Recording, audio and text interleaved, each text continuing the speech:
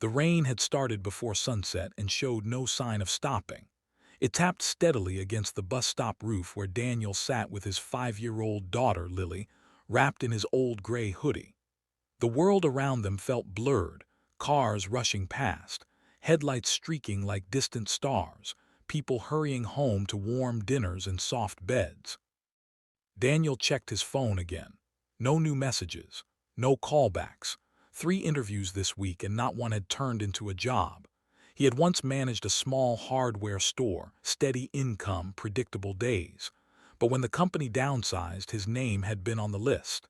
Since then, life had become a string of temporary work, unpaid bills, and quiet apologies to his daughter. "Daddy," Lily whispered, tracing raindrops with her finger along the foggy plastic panel of the bus stop. "Is Mama watching us?" Daniel swallowed. Lily's mother had passed away 2 years ago after a sudden illness.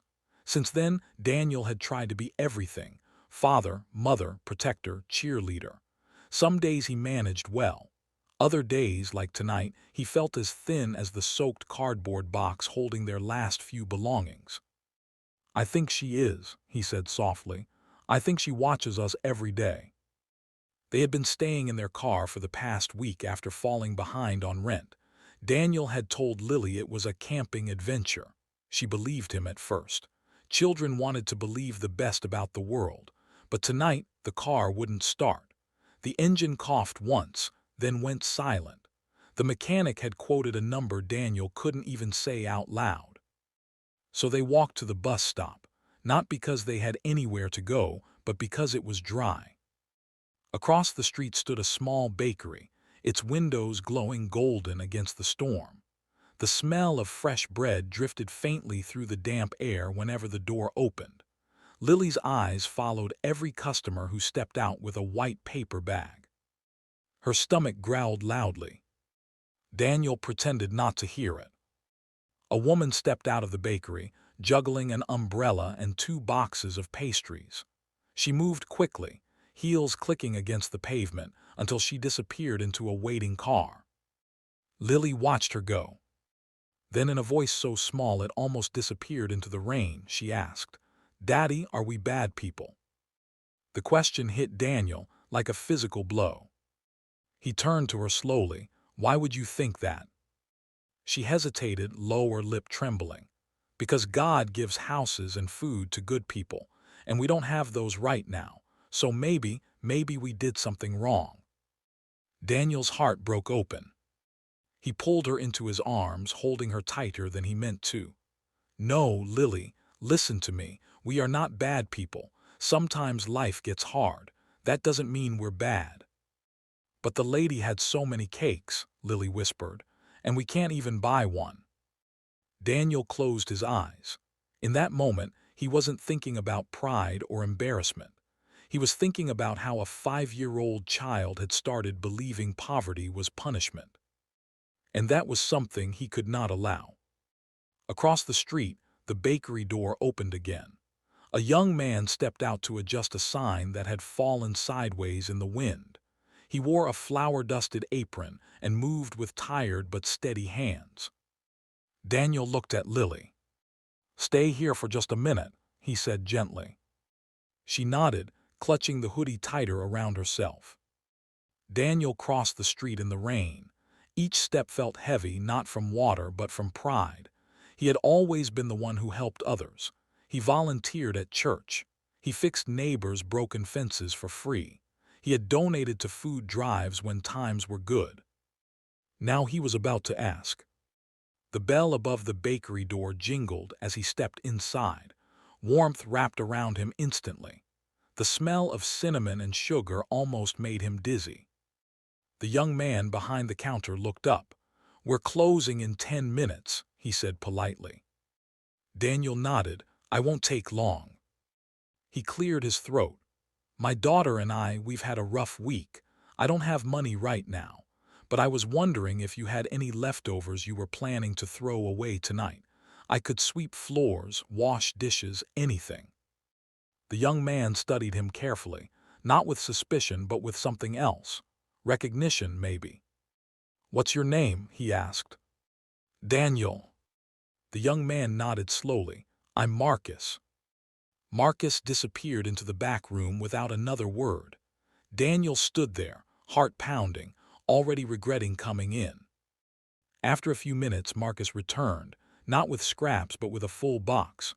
Croissants, muffins, 2 slices of cake, and a loaf of bread still warm. Daniel blinked. I asked for leftovers. Marcus shrugged lightly. These were overbaked, can't sell them tomorrow.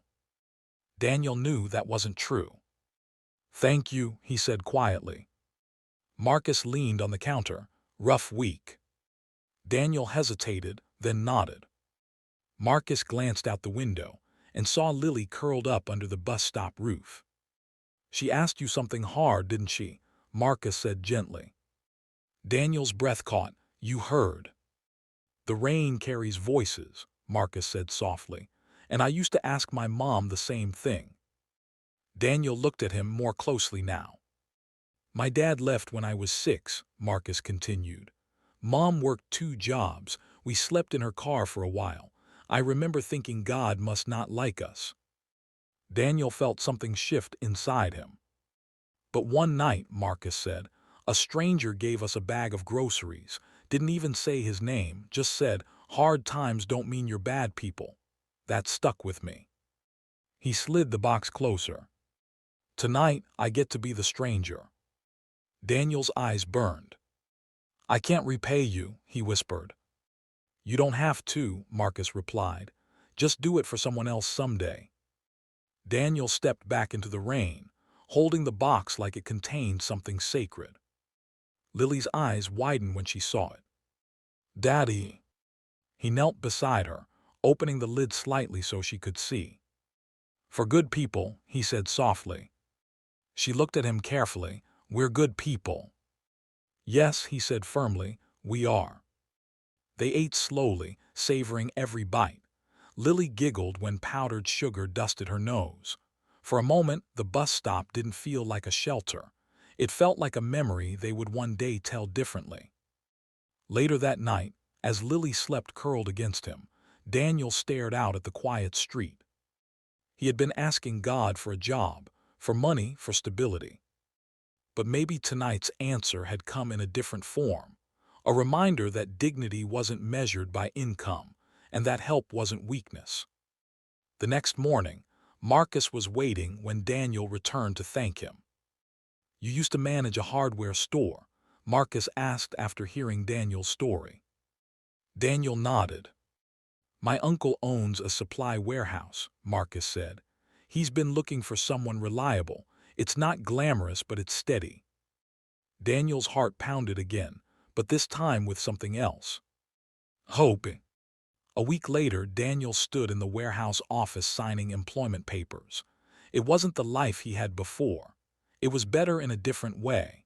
It was earned through humility, through courage, through crossing a rainy street when pride told him not to. 3 months later, Daniel and Lily moved into a small apartment.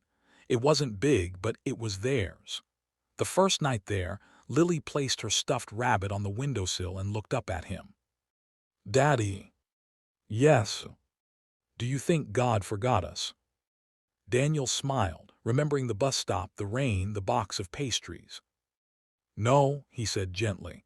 I think sometimes he sends people instead. That weekend, Daniel and Lily walked into the same bakery. Lily held a small envelope in her hands, her idea. Inside was money from Daniel's first full paycheck and a handwritten note in crooked letters.